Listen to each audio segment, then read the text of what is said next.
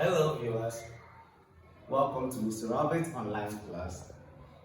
In today's class, my main focus will be on quantitative reasoning. We've been doing questions on mathematics over time. I also need to address the need of my learners in the elementary schools who might be struggling in the area of quantitative reasoning.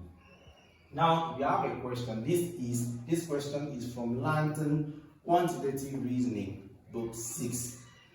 So please, if you are in primary school or you have a learner in this, please, I would like you to recommend a video to the person.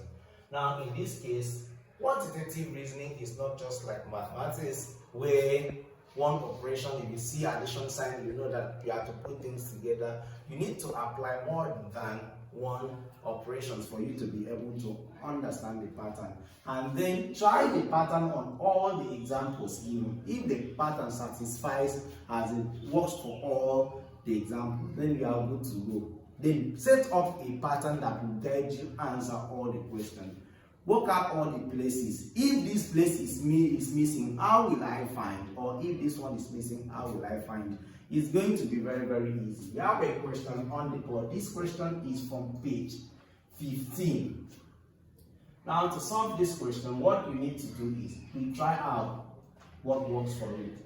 Now, without much waste of our time, I will take you straight to the point. Now, if we have this, if we square this number, 10 times 10 is 100, 7 times 7 is 49. 100 minus 49 is 51. Let us try to see if the pattern will work on this example. If it works, we are good to go.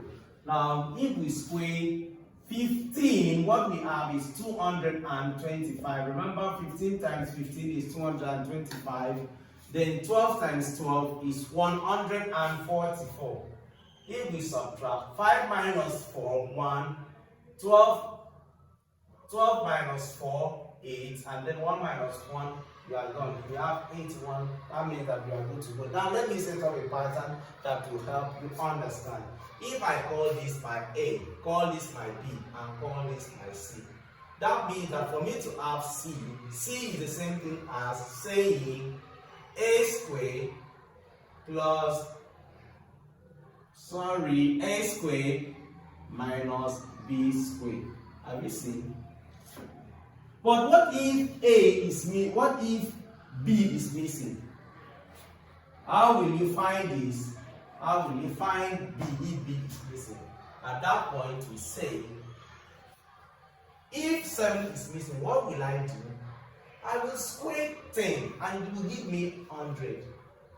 100 minus 51 is what? Is 49. And I will take the square root of 49. Square root of 49 will take me back to 7. So at this point, I will square A. The answer I have, I will subtract this C from it.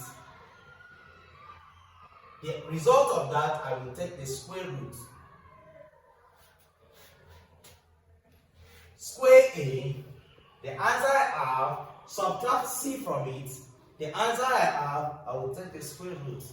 And let us see if A is missing, or when A is missing, how do we find A? If I square 7, it will give me 49. 49 plus 51 will give me 100. And I will take the square root of 100. Then I will have my 10. So what I will do first, square B, the answer you have, add C to it. The result of that, you take the square root. This is the pattern. Let me solve this question and we see how it is going to work for us. Now at this point, we have A, we have B, and we have C. I will not do this for question. I will allow you to do the question yourself while I do this question. Please try this out to see if you really understood the question. At this point, what is missing? A is missing. You have B and C. For you to be able to find A, what is the formula here? The formula says that A equals square root of B squared plus C.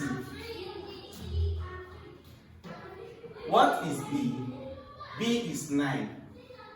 Let us square 9, and the answer we add C to it, which is 40.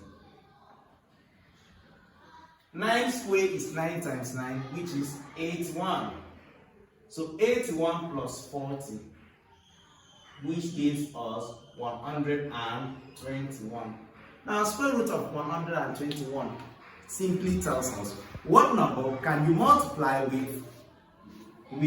or can you multiply by itself to have 121. The number is simple 11, because 11 times 11 is 141. So the answer here is 11.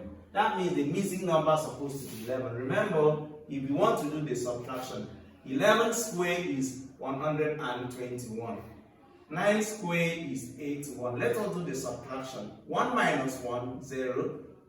2 minus 8 cannot. Make it 12. 12 minus 8 is 4. So the answer is 40. Have you seen it gives us? That means we are correct.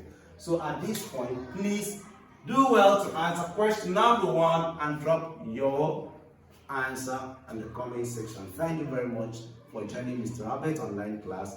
Do have a wonderful day.